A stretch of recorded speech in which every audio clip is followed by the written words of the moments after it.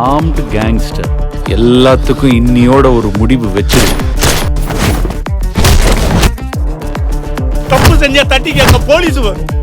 ஆனா அந்த போலீஸ்காரே தப்பு செஞ்சா யாரையா கேட்கறது? அவன் மொத்தவரையும் நான் முடிக்கிறேன்.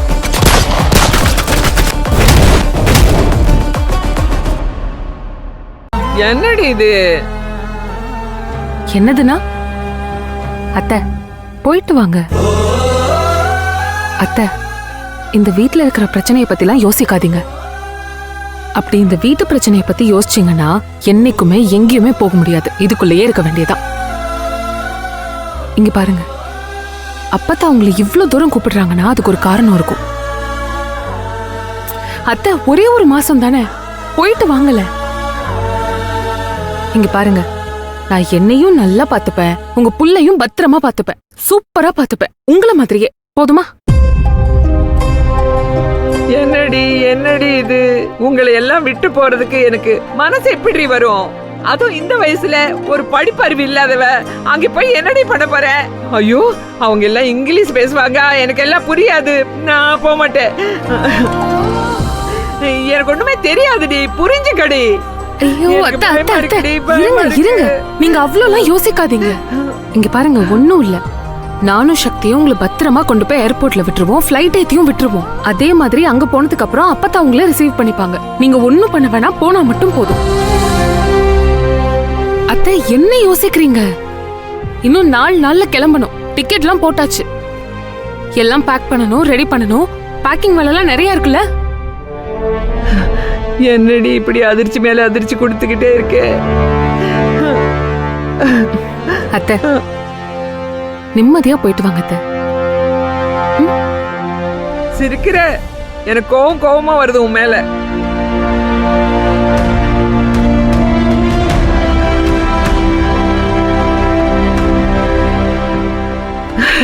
போயிட்டு வாங்க பாட்டின்னு சொல்றாங்க. அவன் சொல்றான்ல, சரி போயிட்டு வந்துடுறேன்.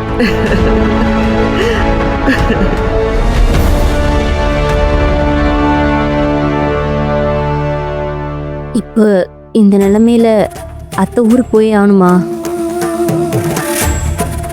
போயிட்டு வரட்டும் நந்தினி.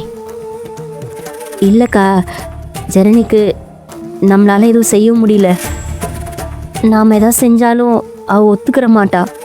இப்போதைக்கு அவளுக்கு வேண்டியதெல்லாம் சமைச்சு போட்டு கூட மாட இருந்து பார்த்துக்கிறதே அத்தை தான். அவங்களும் இல்லைன்னா அவள் என்னக்கா பண்ணுவா? அந்த பயம்தான் எனக்கு. அவ தான் சொல்றா இல்ல,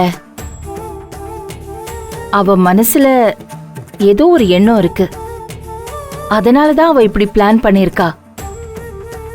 இத நம்ம மனசுல போட்டு குழப்பிக்கிட்டு இருந்தா அது சரியா வராது. சார், ஹலோ சார், எப்படி இருக்கீங்க? வாங்க தம்பி. சார் வணக்கம் சார். வாங்க வாங்க, உட்காருங்க. இவர் தான் நம்ம ரெஸ்டார்ட்டோட ஓனர். அப்படியா? உட்காருங்க. வாங்க வாங்க. வணக்கம் சார். வாங்க சார். எப்படி இருக்கீங்க? உட்காருங்க. வணக்கம் சார். வணக்கம்.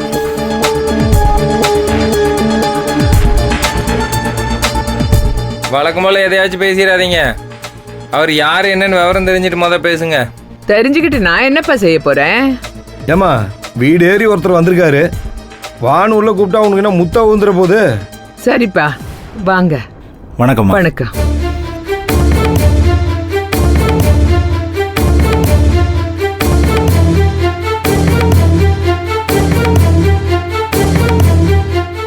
இவர் தான் நம்ம கதிர் சாருக்கு ரெசார்ட் கொடுக்க போறாரு. எப்பா, அங்க வியாபாரம் சரியா ஓடலையா? எதுக்கு அதை தூக்கி இங்கே கொடுக்கறாரு? கொஞ்சம் அமைதியாரு.